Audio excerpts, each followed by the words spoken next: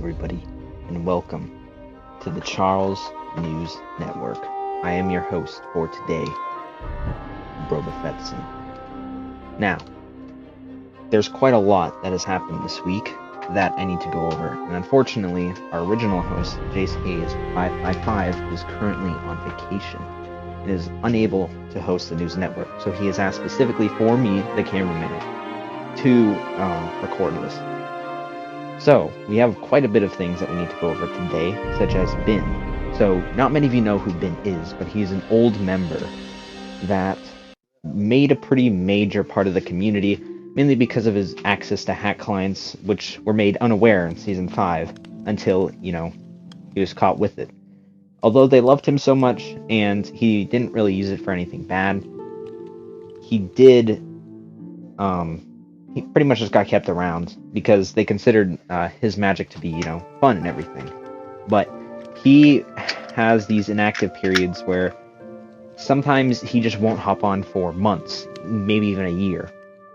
But today, or no, not today, earlier this week, he was actually seen online. Earlier this week, he was online on the server and was actively playing and interacting with the player base. Now, whether he has access to his hack clients or not is still made unaware, although, still, it was very nice to see him around. So, give it up for Bin. Now, next up, Charlesonia Grief Mystery. Today, well, technically yesterday, there was a mysterious grief that had actually happened upon Charlesonia. The grief consisted of multiple buildings being burned.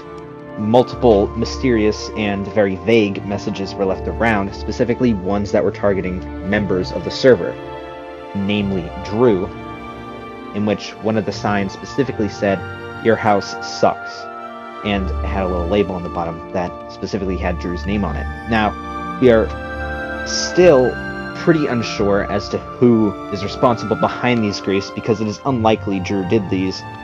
However, a lot of people and a lot of board members tend to suggest that possible victims, or, well, people against this, would be Drefteen and Gravity. Although these options are still on the table, we do not have a definite answer.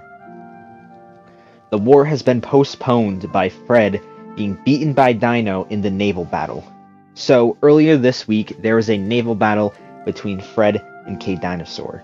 Now, Fred and K-Dinosaur have been at it for each other for roughly about a month now, and most of the battles by K-Dino have resulted in unfortunate losses, as Fred's forces continue to push forward onto the land, furthering the war into low-pad territory.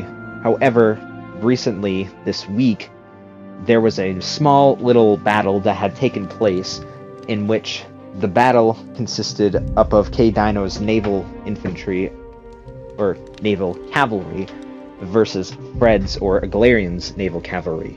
This resulted in an astounding victory with K-Dinosaur, as they managed to take and seize control of their capital ship, which was driven to the Lopad port, and is now parked there as we speak. Now, next up, we have the Battle Box winners for the past 3 that we had. Now, the past third one, however, was won by Jace, with a small and very, very interesting victory. Now, the second one was led by Jace, and that was when he was fighting me. Now, that one was a very, very close battle, which a lot of it was partly from my mistake, but on this news network, we are unbiased towards all news. So congratulations for Jace 2 times. Now, this recent battle box that had happened just last night was actually won by Tattle against Exotrix. Now, this was pretty interesting, as Exo and Zevdi had painted themselves out to be some sort of PvP enthusiasts, if you will. So it was pretty interesting to see a player who typically does not associate themselves with combat end up coming out victorious. So give it up for Tattle.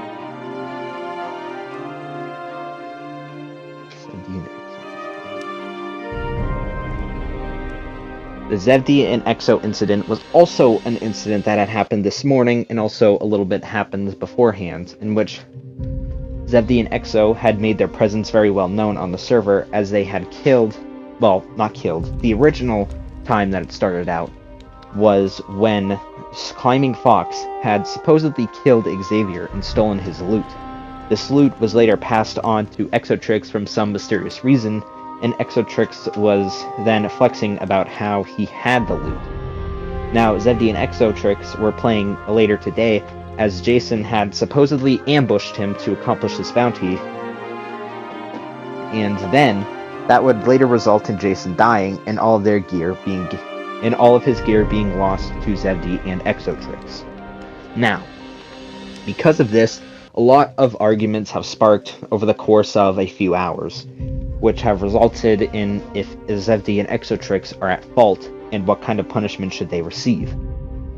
Regardless of this, these multiple attacks that have occurred roughly in the span of a week have caused much attention across the factional network. And now, next up, Zevdy and Exo joining the Mephisto war effort. So, this is still undetermined as of now, due to the fact that they later retracted their statement that they didn't know if they were going to join in the war effort or not, as Luke was getting ready to declare war on Charlesonia, the faction that Zevdy and Exotrix originally became a part of, which excuse me, chat, which was originally the faction that they came from, and thus would result in another Charlesonian war to happen. Now, for many of you who are unaware, the Charlesonia war that had happened beforehand was not very good. In fact, it had a very negative outcome for Wilkie. So, hopefully, Wilkie does not have to get in any of that hot water again. And then, for the final thing that we have today is Luke's statement about Cavalierism. Luke's statement comes from this: "The attack from Exo and Zevdy is a tragic and reminiscent of the Cavaliers of old. They killed newly recruited spaggers, killed Jason and Xavier and stole their items, then they threatened to grief Dankus. I'm going to meet with Will tomorrow to discuss a solution. We will not compromise on getting our armor renewed." Now, for many of you who don't know, Luke has always been somewhat of an anti-Cavalierism person, and rightfully so, as his faction had succumbed to it many times.